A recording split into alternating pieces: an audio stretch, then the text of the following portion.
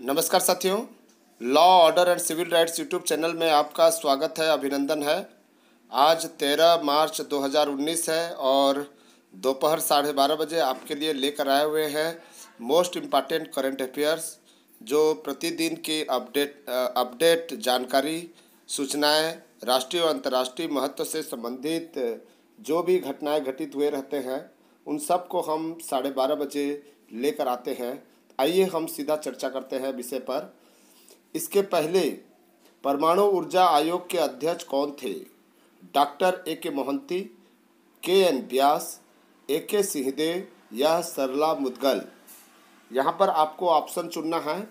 इसके पहले परमाणु ऊर्जा आयोग के अध्यक्ष कौन थे? अभी परमाणु ऊर्जा आयोग के नए अध्यक्ष बने हैं और उसके पहले कौन थे? Doctor A K. Mohanty, K N. Vyas या ए.के. सिंहदेव या सरला मुदगल कौन थे? तो आपको दिमाग में बिठाना है।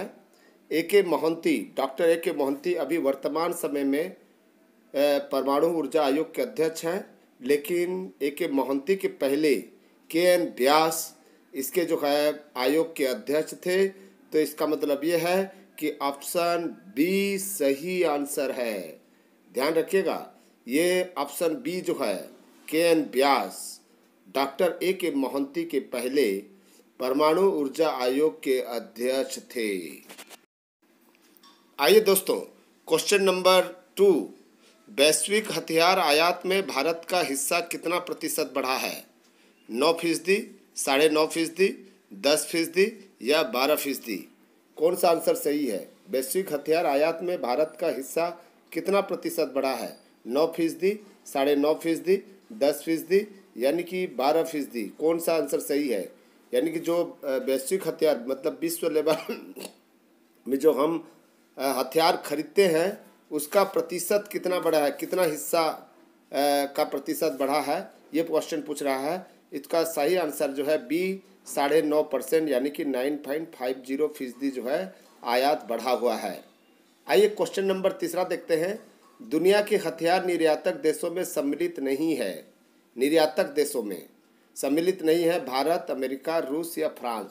कौन सा आंसर सही है आपको बताना है। भारत, अमेरिका, रूस या फ्रांस? दुनिया के हथियार निर्यातक देशों में सम्मिलित नहीं है। कौन सा देश सम्मिलित नहीं है? भारत, अमेरिका, रूस या फ्रांस?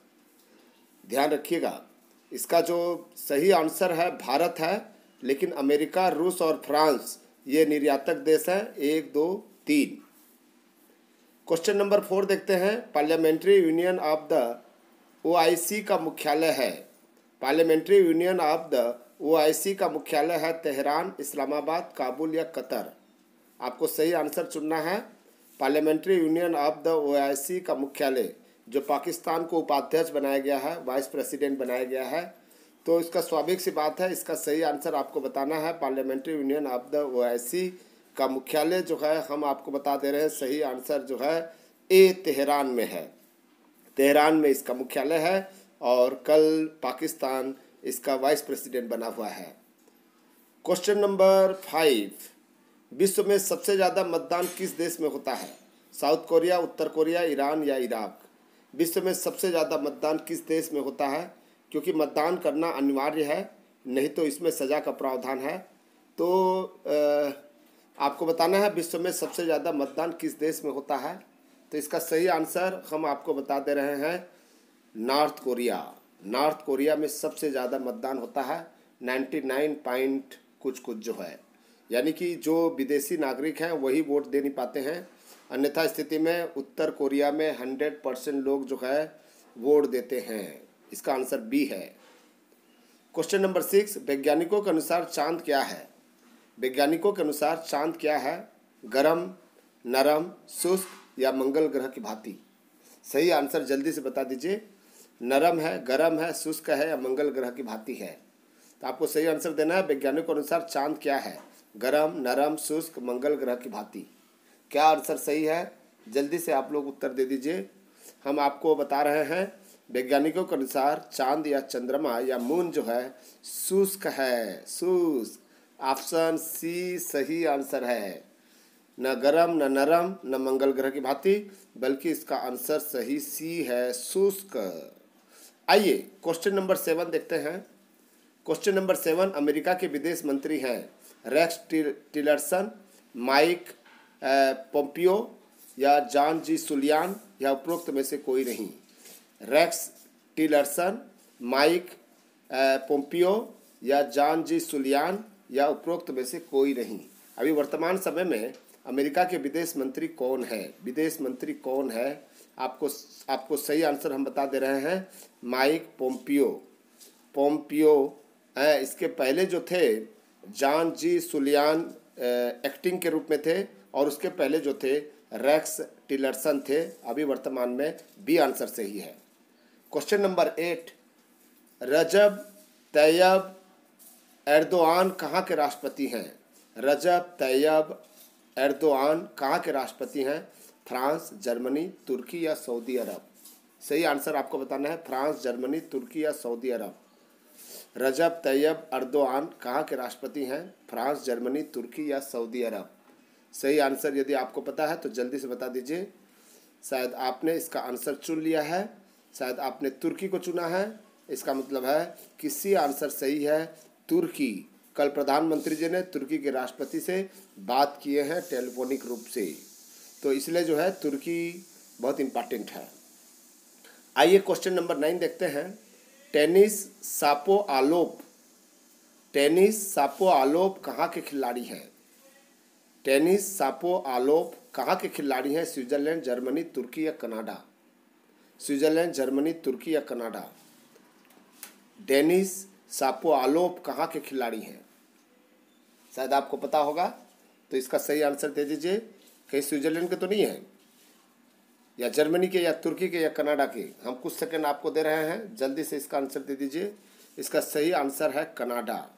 कनाडा के हैं, और कल ये हमारे जो खिलाड़ी हैं इसमें हार गए हैं ये। तो ये आइए क्वेश्चन नंबर 10, रोम स्टैट्यूट किसने पारित किया? रोम स्टैट्यूट किसने पारित किया? रोम ने, कनाडा ने, मलेशिया ने या तुर्की ने? सही आंसर जल्दी से बता दीजिए। इसका सही आंसर क्या है? रोम स्टैट्यूट किसने पारित किया? रोम, कनाडा, मलेशिया या तुर्की? सही आंसर क्या है इसका? जल्दी से बता दीजिए।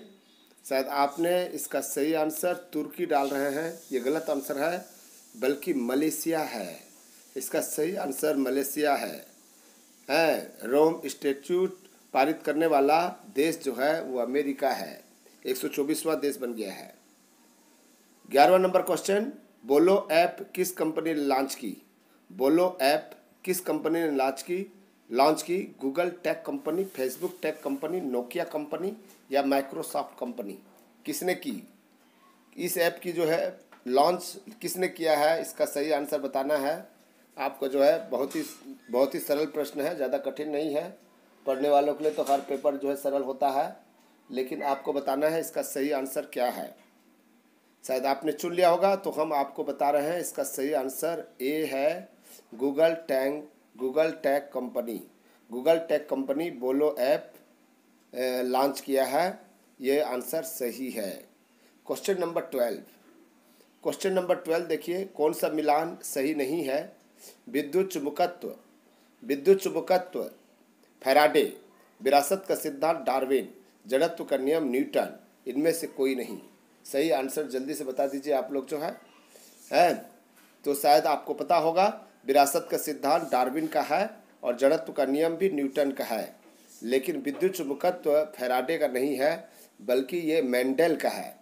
विद्युत चुंबकत्व का सिद्धांत जो है ये मेंडेल का सिद्धांत है, इसलिए इसका ऑप्शन जो है ए सही होगा। विद्युत चुंबकत्व यहाँ पर मेंडेल का है, इसलिए जो है ये, क्योंकि मिलान नहीं हो रहा है, इसलिए आंसर ए सही है। क्वेश्चन नंबर 13, किस बीमारी से स्मरण शक्ति नष्ट हो जाती है? कैंसर, एड्स, अमनेसिया या इनमें से कोई नहीं? सही आंसर दीजिए, इनमें से कोई नहीं। कौन सा आंसर सही है? किस बीमारी से स्मरण शक्ति नष्ट हो जाती है? कैंसर, एड्स, अमनेसिया या इनमें से कोई नहीं? सही आंसर दीजिए, कुछ सेकंड आपको दे रहे हैं।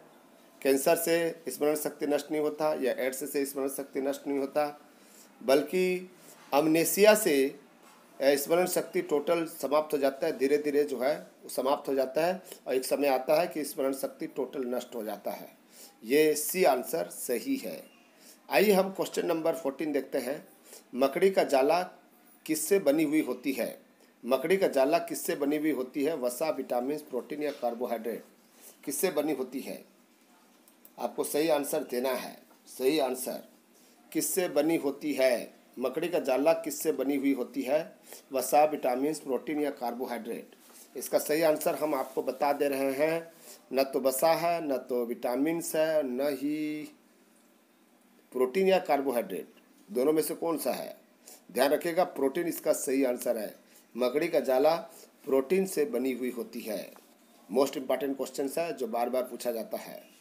आइए हम क्वेश्चन नंबर 15 देखते हैं। उत्तर प्रदेश में विंध्याचल का मंदिर कहाँ स्थित है? विंध्याचल का मंदिर कहाँ स्थित है? मिर्ज़ापुर, लखनऊ, प्रयागराज या काशी? मिर्ज़ापुर, लखनऊ, प्रयागराज या काशी? कहाँ पर होता है आपको बताना है। क्वेश्चन नंबर 15, इसका सही आंसर आप शायद बता दिए हैं। आप उत्तर प्रदेश का हैं, हो सकता है विंध्याचल मंदिर के बारे में पता हो, तो ये मिर्ज़ापुर में स्थित है। दोस्तों, मिर्ज़ापुर इसका सही आंसर होगा। आइए क्वेश्चन नंबर हम 16 देखते हैं। कुछ क्वेश्चन बच गया, केवल 5 क्वेश्चन बचा हुआ है। साथियों, इस तरह से यदि मेहनत करेंगे तो मुझे 100% गारंटी के साथ कहना पड़ सकता है कि आप सफलता प्राप्त करके ही रहेंगे। आइए क्वेश्चन नंबर 16, चावल की खेती में प्रथम साक्ष्य कहाँ से प्राप्त हुई है? चावल की खेती में प्रथम साक्ष्य कहाँ से प्राप्त हुई है, यानी कि प्राचीन भारत के बारे में बता रहा है। गंगा घाटी, नर्मदा घाटी, बेलन घाटी या कश्मीर घाटी? कौन सी घाटी सही है जो चावल की खेती में साक्ष्य हमको पहले बार प्राप्त हुआ है? तो इसका सही आंसर आपको चुनना है। कुछ क्वेश्चन ही बच गया है, क्योंकि हमें अभी ऑफिस का भी काम करना है, तो इसलिए हम जो है बहुत जल्दी बोल रहे हैं। समय अभाव हो जाता है, बहुत प्रॉब्लम क्रिएट होता है। तो इसका सही आंसर जल्दी से बता दीजिए। इसका सही आंसर सी, बेलन घाटी है। इसका सही आंसर बेलन घाटी इसका सही आंसर है। आपको जो है, अब आ जाइए question number 17, gateway of Uttar Pradesh किस जिले को कहा जाता है? ऑप्शन आप देख लीजिए, इसका आंसर बताइए। गेटवे ऑफ उत्तर प्रदेश किस जिले को कहा जाता है? नोएडा, गाजियाबाद, मेरठ या आगरा? किसको कहा जाता है? सही आंसर आपको देना है। सही आंसर जल्दी से दे दीजिए, हम वेट कर रहे हैं आपके आंसर का। नोएडा, गाजियाबाद, मेरठ या आगरा? कौन सी जगह को कहा जाता है गेटवे ऑफ उत्तर प्रदेश? बताइए। गेटवे ऑफ उत्तर प्रदेश कहा जाता है गाजियाबाद को। गाजियाबाद को कहा जाता है। इसका सही आंसर बी है। आइए हम क्वेश्चन नंबर 18 देखते हैं, क्या है इसमें 18 में। क्वेश्चन नंबर 18, रविन्द्रनाथ टैगोर की जन्म दिवस है। रविन्द्रनाथ टैगोर की जन्म दिवस है। रविन्द्रनाथ टैगोर की जन्म दिवस क्या है? 8 मई, 10 मई, 9 मई, 9 अप्रैल? 8 मई, 10 मई, 9 मई या 9 अप्रैल? कौन सा आंसर सही है आपको बताना है। सही आंसर आपको चुनना है। इसका सही आंसर हम आपको बता दें या आपने बता दिया? क्या आपका क्वेश्चन का आंसर सही है? मुझे पूरा विश्वास है कि आपके क्वेश्चन का आंसर सही है। ये सी आंसर सही है। 9 मई को मनाया जाता है रविन्द्रनाथ टैगोर की जन्म दिवस। साथियों, 19वां नंबर क्वेश्चन देखते हैं। 19वां नंबर क्वेश्चन वही रिपीट हो गया है। 19वां नंबर क्वेश्चन। आइए लास्ट क्वेश्चन देखते हैं। 20वां नंबर, सुप्रीम कोर्ट के जजों की सीट संख्या को कौन कम कर सकता है? कौन कम कर सकता है? राष्ट्रपति, केंद्र सरकार या स्वयं सुप्रीम कोर्ट या संसद? यहाँ पर आपको जो है सही आंसर बताना है। कौन कर सकता है? सुप्रीम कोर्ट के जजों की सीट संख्या को कौन कम कर सकता है? राष्ट्रपति, केंद्र सरकार या स्वयं सुप्रीम कोर्ट या संसद? ये क्वेश्चन के ऑप्शन जो है स्पष्ट नहीं है। इसलिए नहीं है, केंद्र सरकार संसद में कानून बनाकर सुप्रीम कोर्ट के जजों की सीट्स की संख्या को कम कर सकती है। केंद्र सरकार स्पष्ट समझ जाइए। केंद्र सरकार संसद में कानून बनाकर सुप्रीम कोर्ट के जजों की सीट की संख्या को कम ज़्यादा कर सकती है। ये थी हमारी 20 मोस्ट इंपॉर्टेंट क्वेश्चन। हम विदाई लेते हैं। थैंक यू, धन्यवाद, जय हिंद।